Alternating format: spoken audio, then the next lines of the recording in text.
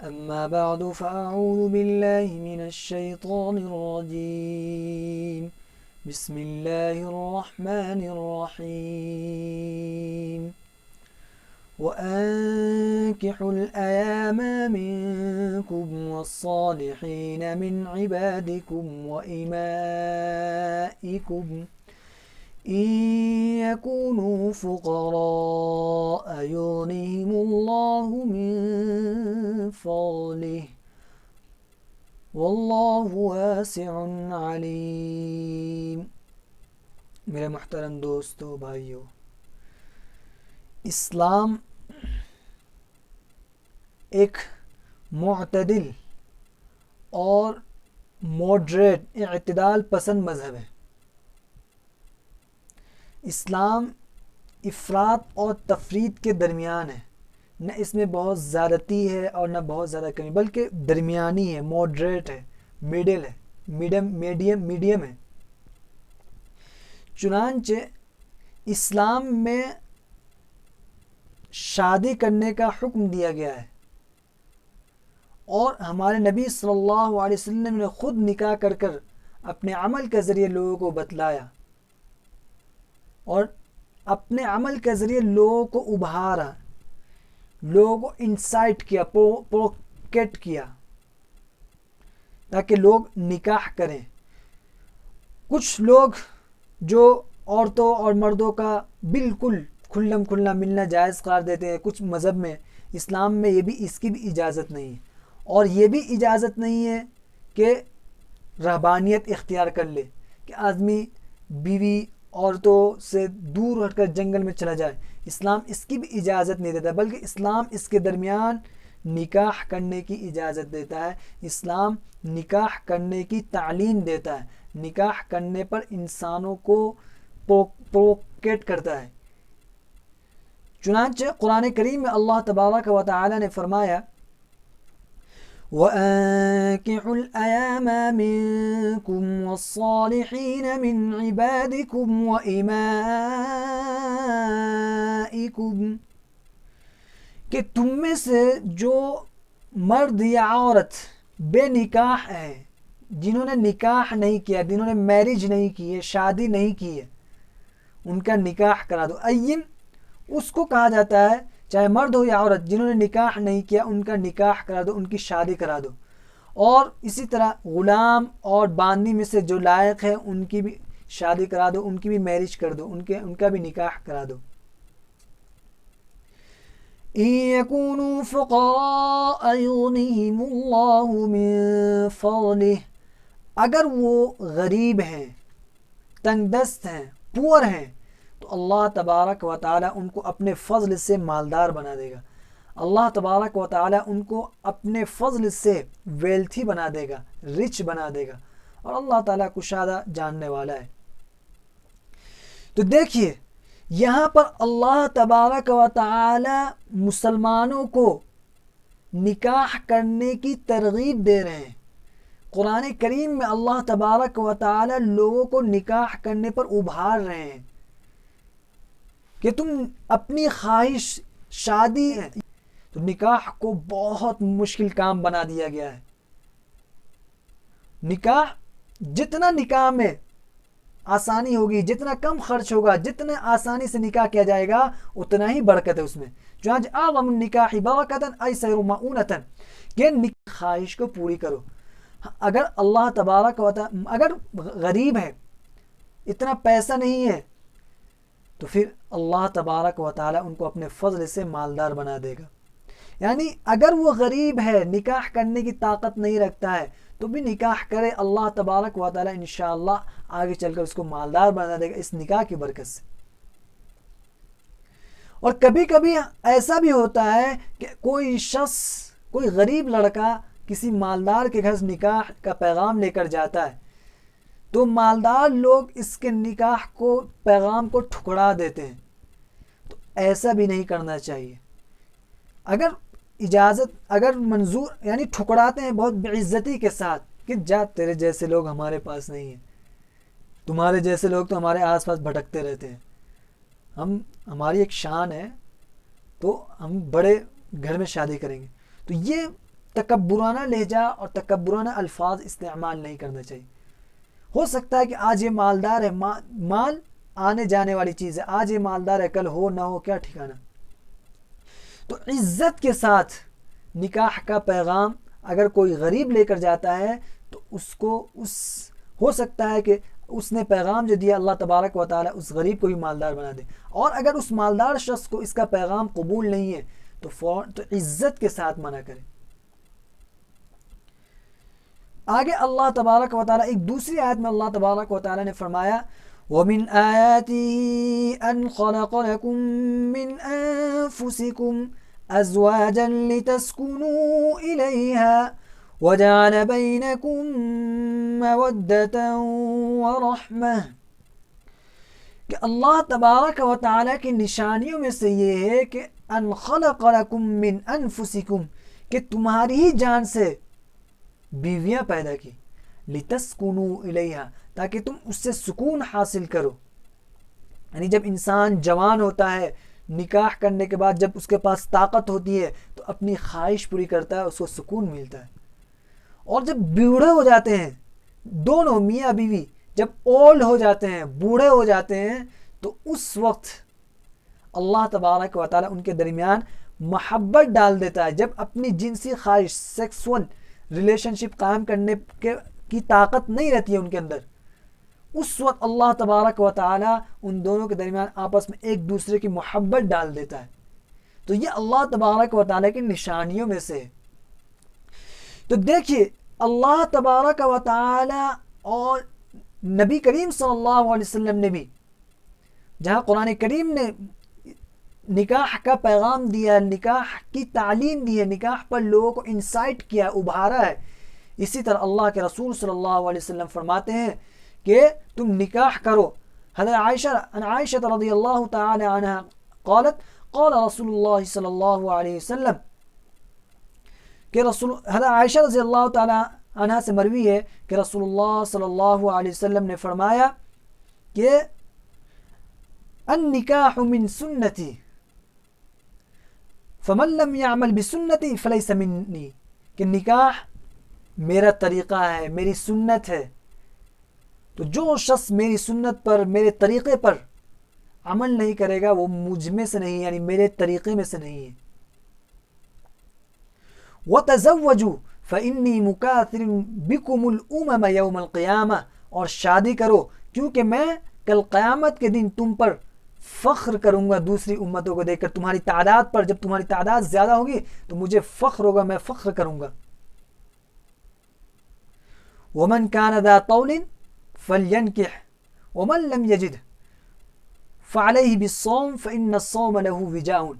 اور جو شخص تم میں سے طاقت رکھتا ہے، قدرت رکھتا ہے، یعنی نکاح کرنے کی طاقت رکھتا ہے، نان و نفقہ، اور اسی طرح جو ایکسپینڈیچر یعنی جو خرچ آتے ہیں اگر اس کو پورا کرنے کی طاقت رکھتا ہے تو وہ نکاح کرے. اور اگر اس کو اس کی طاقت نہیں ہے تو پھر وہ کیا کرے؟ روزہ رکھے. کیوں؟ فَإِنَّ الصَّوْمَ لَهُ وِجَاءٌ، کیونکہ روزہ اس کے لیے ڈھال ہے. اسی طرح حضرت ابو ہریرہ رضی اللہ عنہ سے مروی ہے کہ رسول اللہ صلی اللہ علیہ وسلم نے فرمایا تنکح المرأة لأربع لجمالها ولحسبها ودينها ولحسنها، لجمالها ولدينها ولمالها ولحسبها، کہ خوبصورتی کی وجہ سے، حسب و نسب کی وجہ سے، اور اسی طرح دین کی وجہ سے، اور اسی طرح چوتھی چیز مال کی وجہ سے. فاظفر بذات الدین تربت یداک، اور تم دین کو دیکھو، دین کو دیکھ کر پھر تم اسی کے مطابق نکاح کرو، کہ جو شخص نیک ہو اس سے نکاح کرو. یا عورت اگر نکاح کرتی ہے تو اپنے لیے نیک شوہر تلاش کرے، اگر مرد نکاح کرتا ہے تو اپنے لیے نیک بیوی تلاش کرے. تربت یداک، تیرا خاک آلود ہو. اور حضرت علی رضی اللہ تعالیٰ عنہ سے مروی ہے کہ رسول اللہ صلی اللہ علیہ وسلم نے فرمایا یا علی ثلاث لا تؤخرها، کہ تین چیزوں کو مؤخر مت کرو. الصلاۃ، نمبر 1 الصلاۃ اذا اتت، کہ نماز جب اس کا وقت آ جائے. والجنازہ اذا حضرت، اور دوسری چیز جنازہ جب حاضر ہو جائے. اور تیسری چیز والأیم اذا وجدت لها کفوا، اور غیر شادی شدہ مرد یا عورت جب تم ان کے لیے کفو پالو تو نکاح کر دو. تو دیکھیے یہاں نبی اکرم صلی اللہ علیہ وسلم اور قرآن کریم میں نکاح کی ترغیب دی جا رہی ہے، نکاح پر ابھارا جا رہا ہے. تو نکاح ایک بہت سمپل ڈیڈ ہے، بہت سمپل کام ہے، بہت سمپل عمل ہے.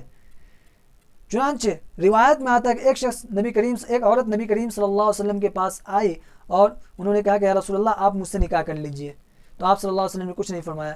تو وہیں پہ ایک صحابی بیٹھے ہوئے تھے، انہوں نے کہا یا رسول اللہ میرا نکاح انصاف کر دیجئے. تو انہوں نے آپ صلی اللہ علیہ وسلم نے فرمایا کہ تمہارے پاس کچھ ہے؟ تو انہوں نے کہا کچھ نہیں ہے یا رسول اللہ. تو آپ نے فرمایا جا گھر میں جا کے تلاش کر کے دیکھ کر آؤ. تو جب وہ گھر گئے واپس آئے تو انہوں نے کہا کچھ نہیں یا رسول اللہ. انہیں ایک لوہے کی انگوٹھی، انہوں نے کہا یا رسول اللہ میرے پاس یہ بھی نہیں ہے. تو آپ صلی اللہ علیہ وسلم نے فرمایا تو کچھ قرآن کریم تو تم پڑھے ہو؟ تو انہوں نے کہا ہاں یا رسول اللہ. تو آپ صلی اللہ علیہ وسلم نے اسی پر ان کا نکاح فرما دیا. تو نکاح بہت سمپل کام ہے، بہت سمپل. نکاح یعنی نکاح صرف میاں بیوی کے جڑنے کا نام ہے. یعنی اسلام میں نکاح بہت سمپل، بہت سادہ عمل ہے. لیکن آج ہمارے معاشرے میں جب ہم نظر دوڑاتے ہیں تو نکاح کو بہت مشکل کام بنا دیا گیا ہے. نکاح جتنا نکاح میں آسانی ہوگی، جتنا کم خرچ ہوگا، جتنے آسانی سے نکاح کیا جائے گا اتنا ہی برکت ہے اس میں. چنانچہ اعظم النکاح برکتاً ایسر مؤونتاً، کہ نکاح اس نکاح میں سب سے زیادہ برکت اس نکاح میں ہے جس میں سب سے زیادہ کم خرچہ آیا ہو، جس میں سب سے زیادہ کم لوگوں نے اپنا پیسہ استعمال کیا ہو. تو وہ نکاح سب سے زیادہ برکت والا ہے. لیکن آج ہمارے معاشرے میں جب ہم نکاح دوڑاتے ہیں، اپنی نظر دوڑاتے ہیں، when we see our society, what we see people are making marriage difficult. یعنی لوگ جو ہے شادی کو مشکل بنا رہے ہیں، جو کہ اتنا آسان کام ہے. رسول اللہ صلی اللہ علیہ وسلم اور صحابہ کرام کے اعمال اور ان کے افعال اور اسی طرح ان کی جو سنت تھی وہ بہت آسان تھی، نکاح کرنا اور نکاح کا رواج دینا. لیکن آج ہم دیکھتے ہیں کہ لوگ سب سے زیادہ نکاح میں فالتو پیسے خرچ کرتے ہیں. یہاں تک کہ جہیز کا مسئلہ جو آپ اس ویڈیو میں دیکھ رہے ہیں، دیکھیے اس بہن نے کیا کیا. انہوں نے جہیز کی وجہ سے سوسائڈ کر لیا. دیکھیے ہمارے معاشرے میں آج کل جہیز کا رواج کتنی بری طریقے سے پھیل رہا ہے. کبھی تو یہ ہوتا ہے کہ جہیز میں کہ لڑکے والے لڑکی والے سے جہیز کا مطالبہ کرتے ہیں. اگر نہیں ملتا ہے تو پھر لڑکی کو ٹارچر کیا جاتا ہے. لڑکی کو مسلسل کنٹینیوسلی ان کو پریشان کیا جاتا ہے کہ تم نے کچھ نہیں لایا، تم تو غریب ہو، فقیر ہو، یہ یعنی ایک دم تم لو کوالٹی کے لوگ ہو، دیکھو ہمارے گھر میں تم کیسے آ گئی. تو مسلسل کانسٹنٹلی اس کو ٹارچر کیا جاتا ہے. بیچاری ایک عورت کہاں تک برداشت کرے گی. اسی طرح کبھی کبھی زیادہ لے کر آ جاتی ہے، اس میں بھی پریشانی ہوتی ہے. تو دیکھیے اس بہن نے جہیز کی وجہ سے سوسائڈ کر لیا اور اپنی جان قربان کر دی. اگرچہ ہم اس کے اس فعل کو جائز قرار نہیں دیتے ہیں کہ suicide is not a solution of anything. Suicide can't be a solution of anything. Suicide کسی چیز کا حل نہیں ہو سکتا ہے. یہاں تک کہ سوسائڈ جس شخص نے اپنے خودکشی کر لی، سوسائڈ کر لیا، وہ ہمیشہ قیامت تک جہنم میں رہے گا. چنانچہ رسول اللہ صلی اللہ علیہ وسلم نے فرمایا، حضرت ابو ہریرہ رضی اللہ عنہ سے مروی ہے، من تردى من جبل فقتل نفسه فهو في النار يتردى فيها خالدا مخلدا فيها ابدا. کہ جس شخص نے اپنے آپ کو پہاڑ سے گرا دیا پھر اپنے آپ کو ہلاک کر دیا تو جہنم میں اور ہمیشہ جہنم میں گرتا رہے گا. یعنی اور اسی طرح ومن تحسى سما فسمه في يده يتحساه في نار جہنم خالدا مخلدا فيها ابدا. جس شخص نے زہر کھا لیا پھر زہر کھانے کی وجہ سے وہ ہلاک ہو گیا تو ہمیشہ جہنم میں ہمیں زہر کھاتا رہے گا، یعنی اس کی سزا یہی رہے گی. اسی طرح ومن قتل نفسه بحديدة فحديدته في يده يتوجأ بها في بطنه في نار جہنم خالدا مخلدا فيها ابدا. کہ جس شخص نے اپنے آپ کو لوہے سے یا کسی اور چیز سے ہلاک کر لیا اور یعنی مارا اور ہلاک ہو گیا اور وہ اس کے ہاتھ میں ہے، تو وہ قیامت تک اپنے پیٹ میں اس سے مارتا رہے گا. تو suicide cannot be a solution of anything. Suicide کسی چیز کا حل نہیں ہو سکتا. قرآن اور حدیث اور اسلام تو بالکل اس کی اجازت دیتا ہی نہیں ہے، اور عقل بھی اس کی اجازت نہیں دے گا. بلکہ عقل تو یہ کہتی ہے، شریعت یہ کہتی ہے کہ اگر تمہارے ساتھ کوئی پریشانی ہے، کوئی مصیبت آئی ہے، تو تم اس کا ڈٹ کر مقابلہ کرو. تم اس کے سامنے کمزور مت پڑو، ویک مت پڑو، بلکہ تم بولڈ بنو، بریو بنو اور اس کو فیس کرو. خیر، تو سوسائڈ کسی چیز کا حل نہیں ہو سکتا. ہاں، اگر آدمی ڈپریشن کا شکار ہے یا ایک پریشر میں کسی چیز کے، تو اس کو چاہیے کہ وہ ایسے لوگوں کی ہسٹری پڑھے جو بڑے لوگ گزرے، جو بہادر لوگ گزرے، جو لیڈر بڑے بڑے ہیرو گزرے، ان کی ہسٹری پڑھے اور پڑھے کہ انہوں نے کیسی کیسی پریشانیاں اپنی زندگی میں دیکھی اور اپنی کیسی کیسی پریشانی سے گزرے، لیکن انہوں نے سوسائڈ نہیں کیا، بلکہ ان سے گزرے اور ان کا ڈٹ کر مقابلہ کیا، ان کو فیس کیا اور آگے سکسیسفل رہے ہو. اور اسی طرح بلکہ ہم مسلمانوں کو تو چاہیے کہ صحابہ کرام کے واقعات کو پڑھیں، نبی صلی اللہ علیہ وسلم کے واقعات کو پڑھیں کہ آپ صلی اللہ علیہ وسلم کتنی تکلیفیں دی گئی، آپ صلی اللہ علیہ وسلم کیسی کیسی تکلیفیں دی گئی، پریشانیاں دی گئی، صحابہ کرام کیسی کیسی تکلیفیں اٹھائی، حضرت بلال حبشی اور اسی طرح دیگر صحابہ کرام نے کتنی بڑی بڑی تکلیفیں اٹھائی، لیکن انہوں نے سوسائڈ نہیں کیا، بلکہ اللہ کے سامنے مانگا. ان کی تاریخ پڑھنا چاہیے تو ہمیں ایک ہمت ملتا ہے، تو ہمیں ایک کورج ملتا ہے، ہمت ملتا ہے، حوصلہ ملتا ہے. تو سوسائڈ بھی از ناٹ اے سولوشن. سوسائڈ حل نہیں ہے، بلکہ ہمیں مقابلہ کرنا چاہیے ہر چیز کا. جتنی بھی ڈیفیکلٹیز آئیں یا ٹربلز آئیں، ان کو فیس کر کے ان کاؤنٹر کرنا چاہیے ان کا. تو اس تو خیر، جو جہیز کا جو یہ ہمارے معاشرے میں ایک برا رسم چل پڑا ہے، آج ہماری بہت ساری بہنیں اس جہیز کی لعنت میں پھنسی ہوئی ہے، اور کتنے نے اپنی جانیں دے دی ہے، کتنے نے اپنی جان قربان کر دی ہے. وہ مرد بے شرم مرد ہیں جو ایک عورت کے ہاتھ سے مالدار بننا چاہتے ہیں، ایک عورت کے ہاتھ سے یا ایک عورت کے گھر والے سے اپنی بیوی جو ہونے والی اس کی بیوی ہے اس سے پیسہ مانگے یا اس سے جہیز لے. تو یہ تو کچھ واقعات ظاہر ہو جاتے ہیں، ورنہ ایسے بے شمار واقعات ہیں جو اس جہیز کی بھیٹ چڑھ رہی ہیں. اللہ تبارک و تعالیٰ سے دعا ہے کہ اللہ تبارک و تعالیٰ اس لعنت سے، اس ایک بری ایڈکٹیو جو لت چل پڑی ہے ہمارے معاشرے میں، اللہ تبارک و تعالیٰ ہمارے معاشرے کو اس سے بچائے، اور ہم تمام مسلمان. یہ تو جہیز کا جو مسئلہ یہ آیا ہے ہمارے سوسائٹی میں، یہ غیروں سے، ہندوؤں سے ہمارے مسلمان معاشرے میں آیا، ورنہ مسلمانوں میں یہ چیز نہیں تھی. ہم نے غیروں سے سیکھا ہے. تو ہمیں تو ایسا ہونا چاہیے کہ ہمیں اپنی چیز دوسروں کو سکھانا چاہیے، لیکن دوسروں سے ہمیں سیکھنا چاہیے. تو یہ جہیز جیسی لعنت جو ہمارے معاشرے میں پھیلی ہوئی ہے، ہم اللہ تبارک و تعالیٰ سے دعا کرتے ہیں کہ اللہ تبارک و تعالیٰ اس سے ہم مسلمانوں کی حفاظت فرمائے. آمین. وآخر دعوانا ان الحمد للہ رب العالمین.